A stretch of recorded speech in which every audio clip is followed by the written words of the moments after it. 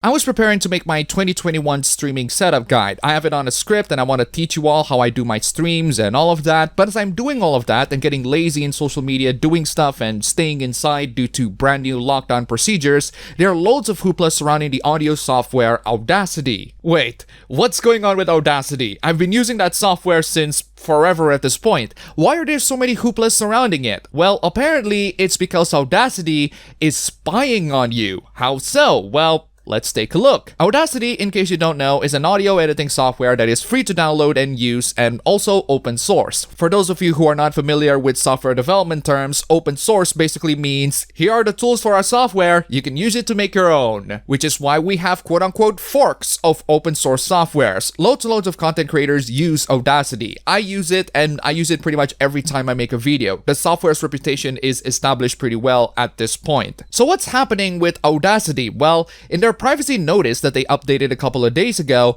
Audacity decides to be transparent on what kind of data that they're gonna take from all of you, the users of this free and open source software. You can see the data that Audacity will collect here, and some of these don't sound too bad. Then you get to the legal enforcement part, which is the data necessary for the law enforcement, litigation, and authorities request, if any, which apparently will be used to maintain the WSM Group's legal rights and interests. WSM Group, in case you don't know, is the owner of Audacity, and they are based in Russia. The weird part is where the notice says that minors who are under the age of 13 are not allowed to use the software. Now, why would a free and open source audio editing software specifically mention that minors aren't allowed to use the app? The reason is because minors under the age of 13 cannot have their personal data being tracked, which means that Audacity, the free and open source audio editor used to record and edit audio, is tracking your data, and tracking the data of minors are illegal under God knows how many internet privacy laws at this point. This also isn't the first time Audacity got into a hoopla related to privacy concerns. Audacity was bought by a big company called Muse Group. Lots of people have problems with the software's telemetry.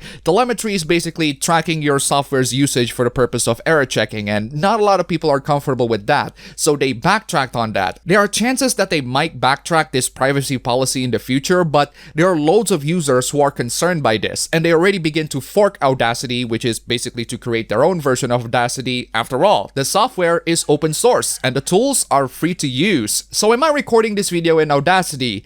Yes, but not the same Audacity. I'm using a different version of Audacity made by different people called Dark Audacity. It's Audacity, but dark, and hopefully without the anti-privacy BS. There are also other audio editor alternatives like Ocean Audio or Wavesaur. You can also download the normal version of Audacity but block its connections to the internet using Windows as firewall. I'll link to how to do it right down below as well, alongside all of the other softwares that I mentioned. If you want a more advanced solution, remember when I say that open source is basically here are the tools you can use to make a software? You can also fork Audacity and compile the software yourself. You can check out the Audacity fork project right here. The instructions in how to fork Audacity and make it your own is also right there as well. You need Python and Visual Studio though, and this is reserved for more advanced users. So why Audacity of all things? Why would Audacity, an audio editor, need to have your data? It's just incredibly sus if you ask me. Honestly, I don't know either. It could be because they're moving to the big leagues and need a lot more data to improve their softwares or something, but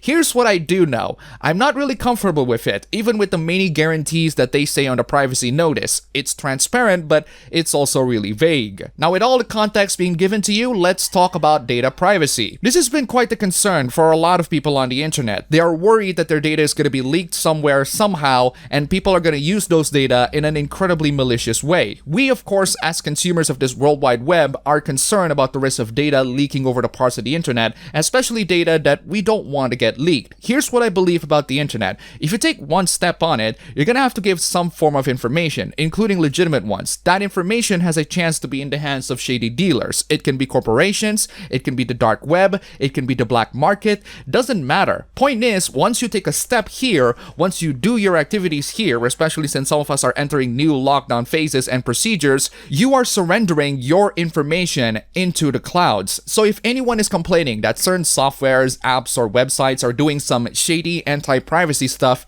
chances are loads of other softwares, apps, or websites that you are using frequently and may even be using unconsciously are also gathering up some form of information and data. You are not safe on the internet. If you're one of those people who complain about cancel culture and you let your kids play around on the internet with your smartphone. Don't get mad when your kids grow up and get canceled because of something that they did in the past on the internet. And here's another thing that I believe about privacy. The privacy breach is a mutual relationship. It's not just that certain apps, programs, or websites use people's data for their own benefits. It's also the fact that the users themselves are the ones giving these apps, programs, or websites their own private information. I am a relatively open person, or at least compared to a lot of annons on the internet. Most people can find out my real name, where I live, where I went to high school, what university I attended, etc. It's really not that hard to do, which is scary to think about, but it's true. I have accepted that people will eventually find out all of those information. But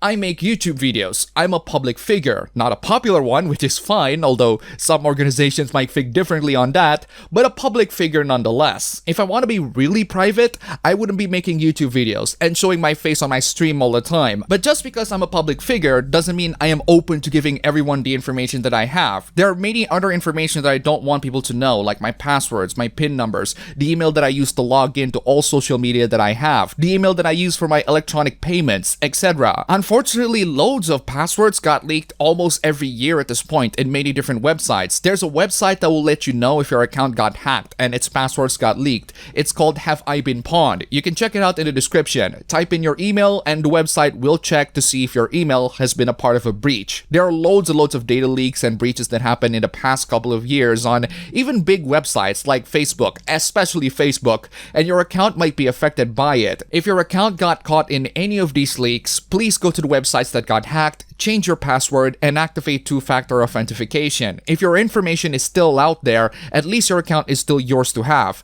and the hackers cannot use your password to access your account. Make sure you keep them secure. As for other privacy data, I firmly believe that the moment we enter the internet, we're basically stripping ourselves naked to the public. People will see almost everything that we do, and if they found out what you did in the past and it's really embarrassing or problematic to certain individuals, they will try to cancel you in some way or the other. Every single activity that you do on the internet are recorded and people are gonna find out what you did. But that doesn't mean that we can just let these companies get away with these anti-privacy stuff, especially in softwares that don't really need your data. It's a simple audio editor, for God's sake. Anyone should be able to use it, including children, for actual educational purposes. Why wouldn't you want children to use this app? It's not like an 18+ website or a nuclear launch code. If you're really concerned about privacy, there are loads of articles and videos that will tell you how to protect yourself on the internet. Search how to protect your privacy and you'll have loads and loads of articles to start with. Make sure you learn a thing or two from them. It's time for you to be concerned about what you shared on the internet and cover yourself from all the people who want to see